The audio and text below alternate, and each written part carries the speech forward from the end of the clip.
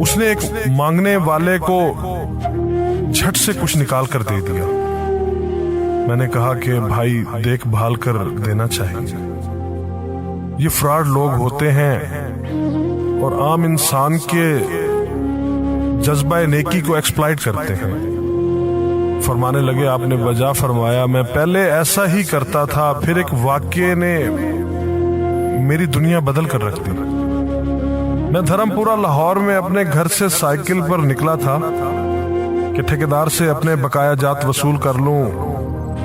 मैं steel mill fixer था और एक कोठी के लेंटर के पैसे बाकी थे, मगर ठेकेदार आजकल पर टरखा रहा था।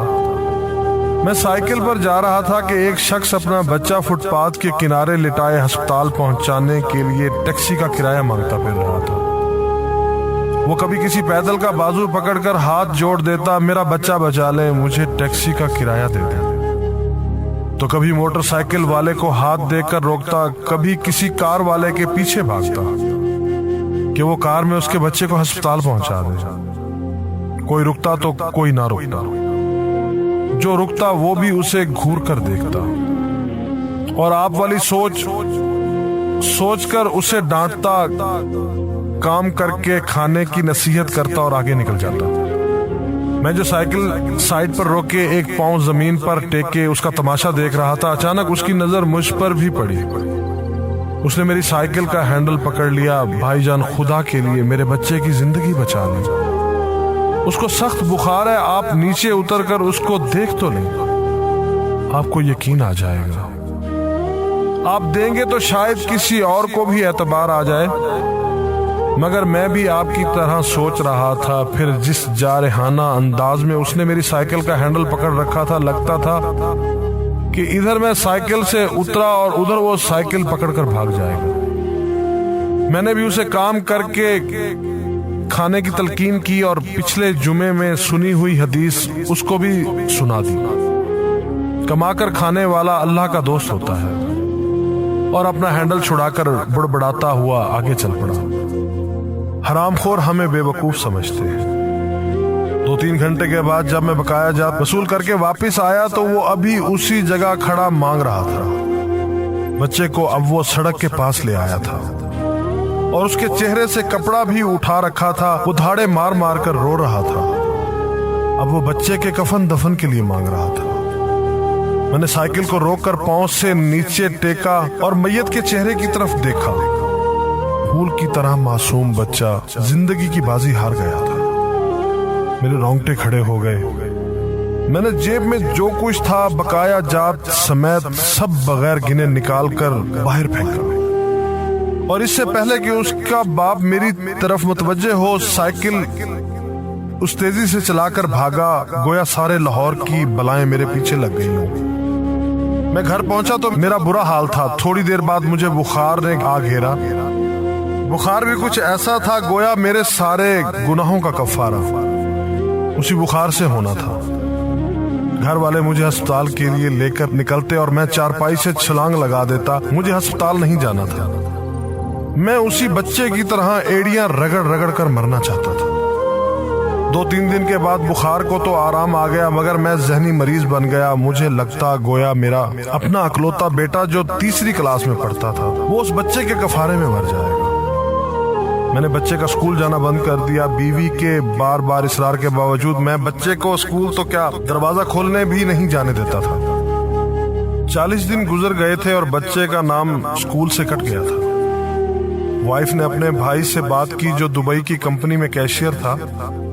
उसने मुझे बाहर बुलाने के लिए पासपोर्ट बनाने को कहा, मगर एक तो मैं शनाख्ती कार्ड भी पैसों के साथ निकालकर बच्चे की मैयत पर फेंक आया था।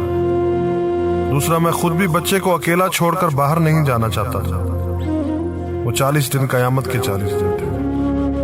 40वें दिन 10 बजे के लगभग हमारे घर का दरवाजा बजा। दरवाजा मैंने खुद ही खोला और सामने उस बच्चे के बाप को देखकर मुझे चक्कर आ गया। मुझे लगा जैसे हम दोनों आमने सामने खड़े खला में चक्कर काट रहे हैं। दरमियान में बच्चे का चेहरा भी आ जाता। मेरी कैफियत से बेखबर उस बाप ने मुझे दबोच लिया और फूट फूट कर रोना शुरू कर दिया। وہ کچھ کہنے کی بجائے میری ٹھوڑی کو ہاتھ لگاتا اور اسے چوم لیتا، جبکہ میں پتھر کا بت بنے اس کی گرفت میں تھا کہ اچانک مجھے جھٹکا لگا اور میری چیخ کچھ اس طرح نکلی جیسے کسی کو پانی پیتے وقت اچھو لگ جاتا ہے اور پانی اس کے منہ اور ناک سے بہہ نکلتا ہے۔ میں اس بچے کے باپ کو سختی کے ساتھ سینے سے لگائے یوں رو رہا تھا گویا اس کا نہیں بلکہ میرا بچہ مر گیا ہے۔ ہمارے رونے سے گھبرا کر پورا محلہ اکٹھا ہو گیا تھا۔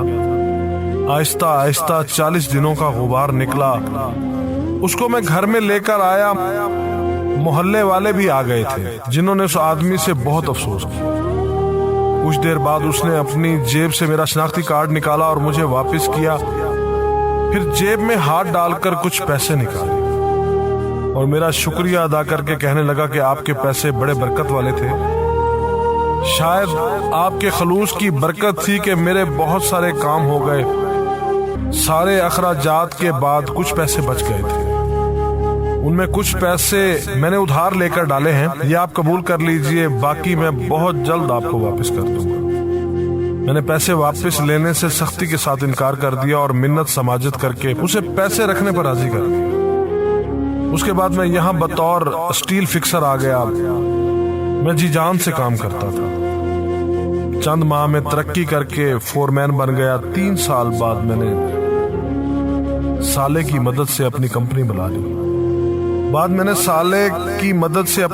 بنا لی اور اس بچے کے والد کو بھی اپنی کمپنی میں بلا لیا۔ آج وہ میری کمپنی میں فور مین ہے۔ اس بچے کے بعد اللہ نے اس سے 2 بیٹوں اور 1 بیٹی سے نوازا ہے۔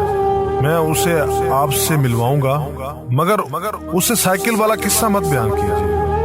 وہ آج تک نہیں پہچانا کہ میری سائیکل روک کر اس نے مجھ سے سوال کیا تھا۔ وہ مجھے ولی اللہ سمجھتا ہے جس نے اس بچے کی لاش دیکھ کر سب کچھ نکال کر دے دیا۔ قاری صاحب، اس دن کے بعد میں کسی کو خالی ہاتھ نہیں لوٹاتا۔